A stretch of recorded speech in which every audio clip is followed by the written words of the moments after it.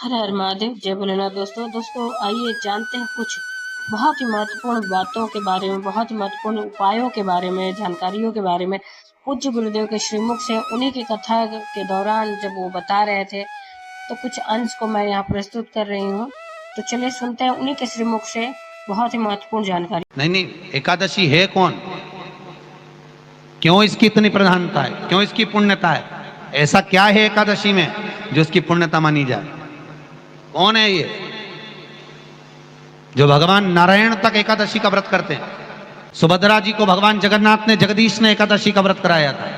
बद्रीनारायण भगवान को माता लक्ष्मी ने एकादशी का व्रत कराया था। क्यों? चंद्रायण एकादशी व्रत की माता। एकादशी है कौन? तो कहा जिसको व्रत करने पर भगवान नारायण भी जिसका व्रत करते हो, भगवान माता लक्ष्मी जिसका व्रत करती हो, वो एकादशी है कौन? तो शास्त्र वर्णन करता है महाराज। स्कंद पुराण का सुंदर चातुर्मास्य खंड के अंतर्गत वर्णन आया है महाराज। एक बार भगवान विष्णु आनंद में विराजमान थे। पद्मावती और माता लक्ष्मी दोनों उनके पास में विराजी हुई थी। भगवान लक्ष्मी और पद्मावती दोनों बैठी, एक सिर के पास, एक चरण के पास। कुछ समय बाद वहीं पर ब्रह्मदेव का आगमन हुआ और ब्रह्मा जी आगमन पाकर भगवान नारायण पद्मावती से लगकर उठे और उठकर लक्ष्मी की ओर झुके। झुकने पर इन तीनों के समागम से भगवान नारायण के हृदय चित्त से एक कन्या प्रकट हो गई। उस कन्या का नाम एका था। क्या नाम था? एका। अब 10 उसके गुण इतने प्रबल थे, वो 10 गुण उसके बड़े प्रबल थे कि वो एका जिसको निहारती थी उसको संपदावान बना देती थी। जिसको देख लेती थी उसके जीवन में वो आनंद की अनुभूतियां करा देती थी। एका जिस मार्ग से जाती थी उस मार्ग के द्वार खोल देती थी। एका का पुण्य इतना पुण्य प्रखर। पद्मावती और लक्ष्मी ने कहा महाराज ये बेटी आपके द्वारा निर्मित हुई है, इसका कन्यादान करना चाहिए। हमारे यहाँ हिंदू धर्म में रीति है, जिस दिन कन्यादान करा जाता है उस दिन व्रत रखा जाता है। अब आजकल रखते कि नहीं रखते मालूम नहीं, पर कन्यादान करते समय व्रत रखा जाता है। व्रत रखना, एका का कन्यादान करना है। भगवान बोले कन्यादान करें, किसको दें? एका किसको दी जाए?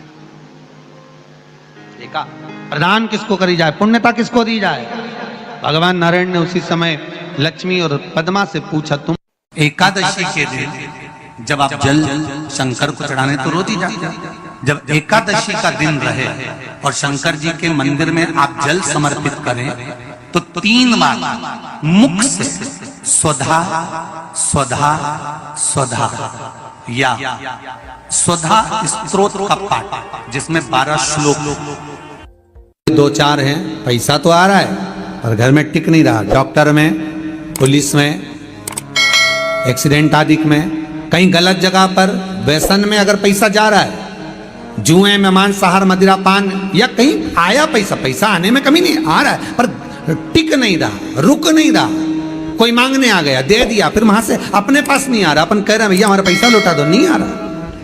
तो महाराज शिव महापुराण की कथा कहती है एकादशी के दिन गंगा के जल में मात्र 7 बेलपत्री डालकर जो नंदीश्वर भगवान अर्थात जो शंकर जी के शिवलिंग के सामने नंदी होता है, उस नंदी के चरण पर गंगा का जल चढ़ाकर बेलपत्री शिव पर समर्पित कर देता है, उसके घर में रुपया रुकना चालू हो जाता है। फिर वो गलत जगह पर नहीं जाता, गलत स्थान पर वो धन जाएगा ही नहीं।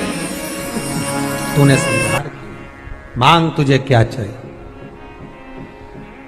एकादशी ने भगवान विष्णु से कहा, नाथ प्रभु वर दे दो, मृत्यु लोक में जो मनुष्य मेरा व्रत करेगा, चाहे जलचर, थलचर, वायुचर या सांसारिक मनुष्य, मेरा अगर एकादशी का व्रत करेगा, प्रभु उसके यहाँ धन धान्य वैभव सुख संपदा बढ़ेगी और उस जीवात्मा को नरक नहीं भोगना पड़ेगा, सीधे वैकुंठ का उसको वास मिलेगा। जब जीव आत्मा को लेकर चला जाएगा, यम के दूत जब बंदी बनाकर ले जा रहे होंगे उस जीवात्मा को जिसके प्राण छूटे होंगे, यम के दूत जब बंदी बनाकर ले जा रहे होंगे, तब मुझे वर दो कि मैं इसका हाथ पकड़कर बेतन्नी से पार उतार कर सारे नरकों से निकालती हुई आपके धाम में लेकर आऊं।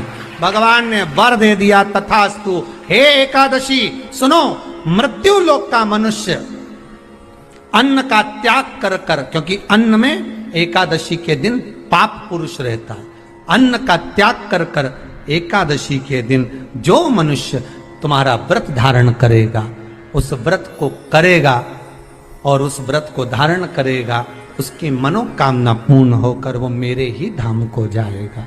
ये तो हुआ एकादशी के जन्म की कथा। एकादशी के दिन गंगा के जल में मात्र 7 बेलपत्री डालकर जो नंदीश्वर भगवान अर्थात जो शंकर जी के शिवलिंग के सामने नंदी होता है, उस नंदी के चरण पर गंगा का जल चढ़ाकर बेलपत्री शिव पर समर्पित कर देता है, उसके घर में रुपया रुकना चालू हो जाता है। फिर वो गलत जगह पर नहीं जाता, गलत स्थान पर वो धन जाएगा ही नहीं। बेटा अगर व्यसन में पड़ा हुआ है, मदिरापान में पड़ा हुआ है, मांसाहार में, जुए आदि में जा रहा है, तुम्हें लग रहा है कि मेरा बेटा गलत मार्ग पर जा रहा है, ये मित्र दोस्ती गलत हो रही है, वो सही जगह पर आ जाए। करना है एकादशी।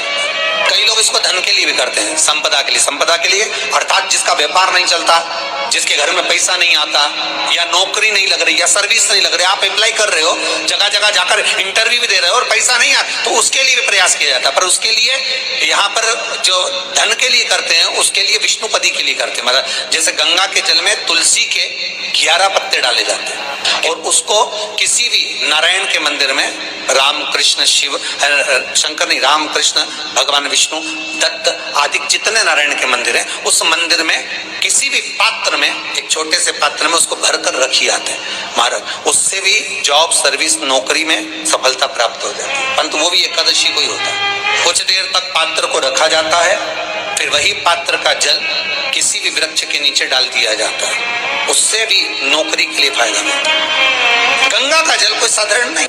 दशमी, एकादशी और द्वादशी, इन 3 तिथियों पर एक रोटी में थोड़ा सा मीठा रखकर सोमक पितृ का नाम लेकर यदि गाय को खिला दिया जाता है, तो अगर कोई पूर्वज प्रेत योनि में भी पड़ा हुआ होता है, भटक रहा होता है, जिसको पिंड नहीं मिला, जो अचानक मर गया होता है, अधोगति में चले गया होता है, उस जीव की मुक्ति दशमी, एकादशी और द्वादशी, 3 दिन सोमक पितृ का नाम लेकर रोटी में, पूरी में मीठा रखकर अगर गाय को खिला दिया जाता है ये 3 दिन तक, तो वो पितृ कभी भटकते नहीं है, उनको मुक्ति प्राप्त हो जाती है, मोक्ष। तो उम्मीद करते हैं जानकारी आपको अच्छी और उपयोगी लगी होगी।